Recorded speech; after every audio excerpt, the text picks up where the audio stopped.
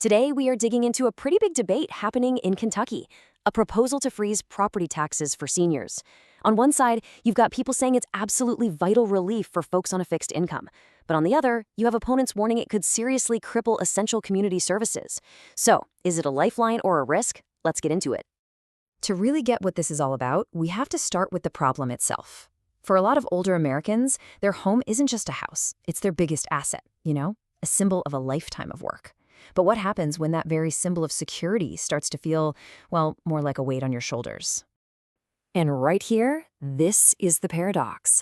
A rising home value, that sounds amazing on paper, right? Your net worth is going up, but if you're retired, your income, whether it's from a pension or Social Security, is pretty much set in stone.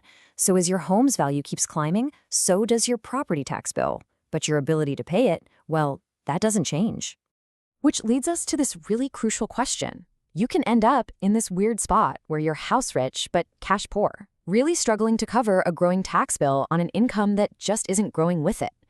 And this exact dilemma is what has lawmakers in Kentucky trying to find a solution. Okay, so what is the proposed solution to this whole dilemma? Well, Kentucky lawmakers have put something specific on the table. It's called Senate Bill 51. At its core, Senate Bill 51 would create a constitutional amendment. And what it would do is essentially lock in or freeze the assessed value of a primary home for anyone 65 and over.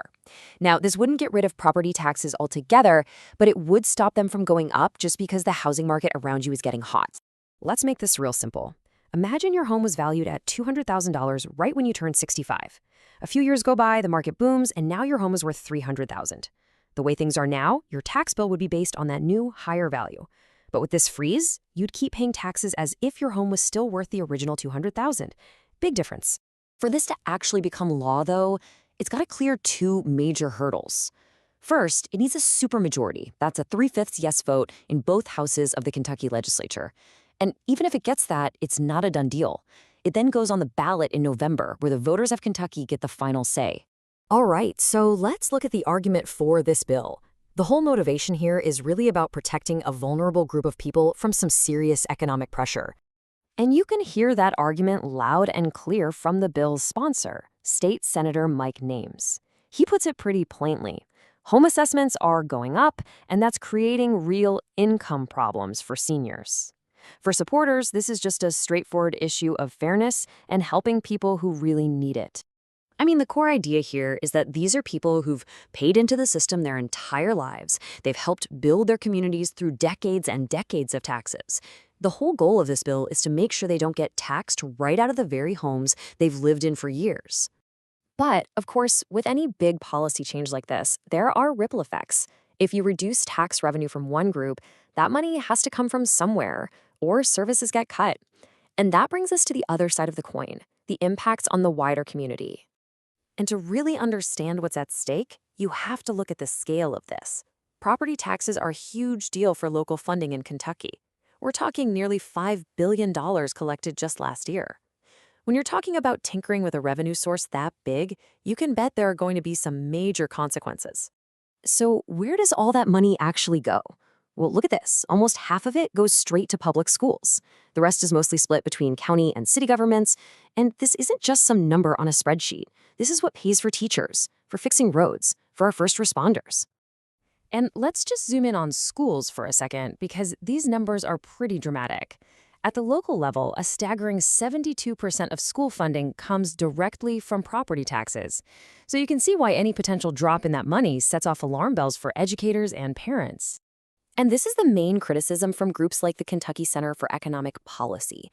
They argue that a blanket freeze like this one creates a really tough situation. It gives the biggest benefit to wealthier homeowners who might not even need the help, while the funding cuts hit those essential services that everyone, especially lower-income residents, depends on. And it's not just schools and City Hall we're talking about. Kentucky has more than 400 of these special taxing districts, and they rely on this money for some of our most critical services. We're talking fire protection, our local libraries, ambulance services, even public health. So, as you can see, this isn't some simple good guy versus bad guy debate. It's a classic public policy problem where a community has to weigh two really important but kind of competing priorities against each other. And this, right here, is the challenge boiled down. How do you come up with a system that helps the people who are genuinely struggling without accidentally hurting the very foundation of services that benefit everyone, including those same seniors? Now, it is important to remember that this big property tax freeze isn't the only idea being kicked around. Lawmakers are also looking at other, maybe more targeted approaches. Things like capping the tax break for really high-value homes, or just increasing the existing homestead exemption, or even adding a means test so the relief only goes to lower-income seniors. And so this is the question we're all left with, and it's the one that Kentucky voters might have to answer themselves. And it really goes beyond just property taxes, doesn't it? It's about a community's values. What's the right balance between helping individuals in need and making sure the services that benefit all of us are strong and well-funded? That's a tough one, and there's definitely no easy answer.